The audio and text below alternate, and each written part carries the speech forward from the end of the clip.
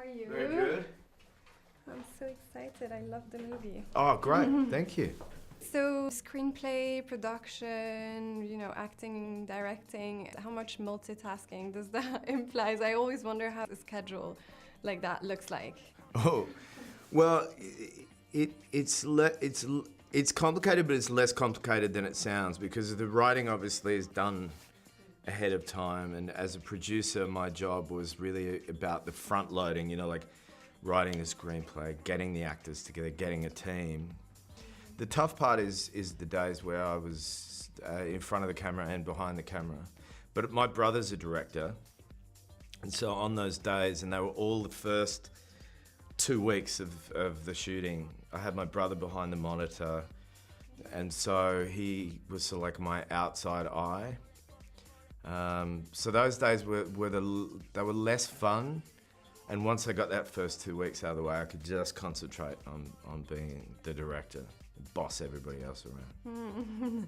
How gratifying is it to get actors of that caliber want to be a part of your project? Well, it's fantastic. It's for many reasons. One, to think that Nicole and Russell would read the script very quickly and get involved means that you've got very passionate partners, and that the movie will get seen by more people because they're movie stars.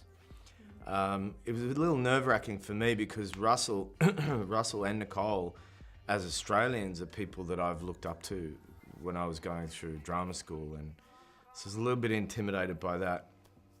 But I had and Lucas, who's so amazing to think that of all the great opportunities that he has in his hands right now, that he was willing to sign on. So, look, obviously I love actors because I am an actor. I think that they're incredibly intelligent problem solvers and compassionate human beings, and it's great to just let them work and watch them solve problems. And so I had a very privileged time. All the characters, without exception, were so nuanced.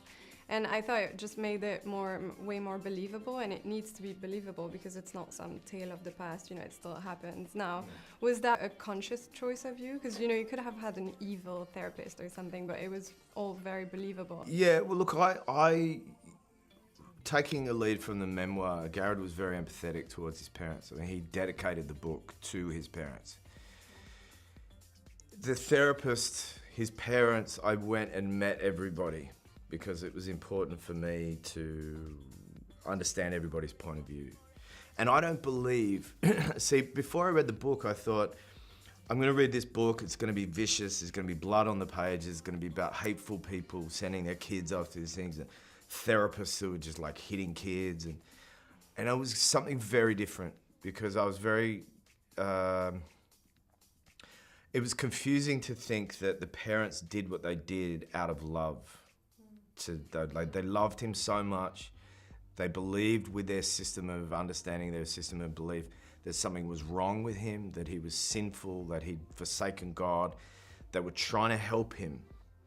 And I was like, how does a society get to that place where that is an act of love and that helping actually hurts him more, but that his mother was willing to acknowledge that, realized she'd made a mistake, redesign her prism of religion, and put her protective maternal wing around her son and say, I don't care what I'm supposed to believe, this kid is more important to me than anything else.